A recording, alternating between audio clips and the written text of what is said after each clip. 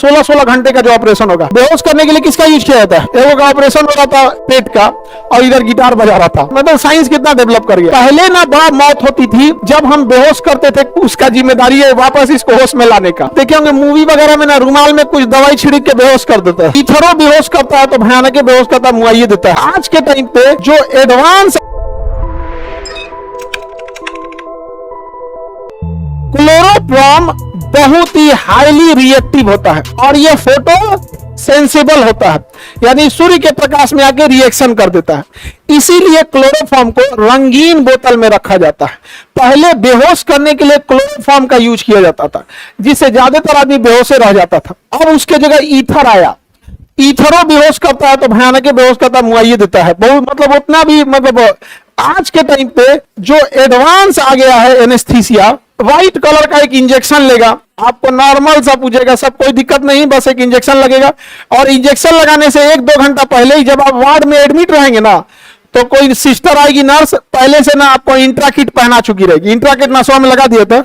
हाँ, अरे कहीं भी एनेस्थीसिया, जनरल एनेस्थीसिया आपको नस में भी दे देगा, नहीं तो रीढ़ की हड्डी में। रीढ़ की हड्डी में देगा तो बेहोश नहीं होंगे लोग। ऑपरेशन रहेगा, कोई टेंशन नहीं है। एक तो एगो का ऑपरेशन हो रहा था पेट का और इधर गिटार बजा रहा था। हाँ, पता नहीं कैसे वो तो दिखा रहा था उसमें। तो साइंस कितना डेवलप कर गया। तो पहले ना बड़ा मौत होती थी जब हम बेहोश करते थे क्लोरोफॉर्म या ईथर से।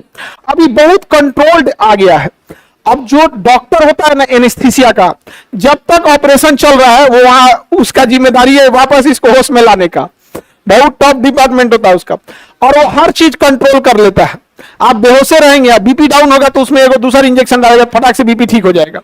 सांस वांस लेने में दिक्कत होगा तो अलग हो जाएगा। एक एक ऐसे ऐसे ऑपरेशन होते हैं जो ऑपरेशन, जैसे बोन मैरो ट्रांसप्लांट है, तो उसमें ना कई बार बोन मैरो ट्रांसप्लांट में और या फिर उसमें तो कई बार प्लास्टिक सर्जरी भी करना रहता है। 3-4 ऑपरेशन है। जैसे हड्डी यहां से बदलना है तो एक बार तो मांस फाड़ेगा, फिर वहां से बोन मैरो निकालेगा, वो खाली हो जाएगा तो दूसरे जगह से चमड़ा निकाल के वहां चिपकाएगा। कई ऑपरेशन होता है।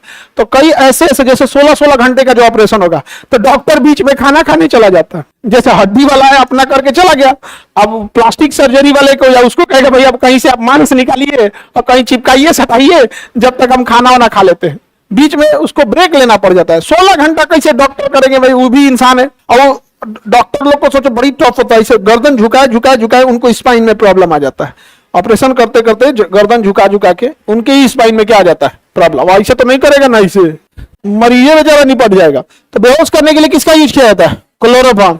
रंगहीन गंधहीन होता था क्लोरोफॉर्म। यहाँ पर क्लोरोफॉर्म बनाने के लिए एथिलीन अल्कोहल का यूज किया जाता था। इसे औद्योगिक स्तर पर कार्बन टेट्राक्लोराइड का लोहे के साथ तथा भाप के साथ अपचयन करने पे क्लोरोफॉर्म मिलता है। इससे कोई मतलब नहीं है, बस क्लोरोफॉर्म को सर्जरी के रूप में किया जाता है। बताइए इसे रंगीन प्रकाश से रंगीन बोतल में क्यों रखा जाता है? सूर्य के प्रकाश से क्या करता है? रिएक्शन। सूर्य के प्रकाश से क्या करता है? रिएक्शन का। ईथर का भी यूज क्या है? सेम है। आप देखे होंगे मूवी वगैरह में ना रुमाल में कुछ दवाई छिड़क के बेहोश कर देता है। क्या लगाता था? क्लोरोफॉर्म। रुमाल में से छिड़का, क्या कर दिया? बेहोश कर दिया। किडनैप उडनैप करने के लिए यहाँ पे तो वो फिल्म में वैसे किडनैप करता था। बिहार में तो ऐसे ही उठा ले जाता है, चिलेबे ना करेगा था इंसान। समझा कि नहीं?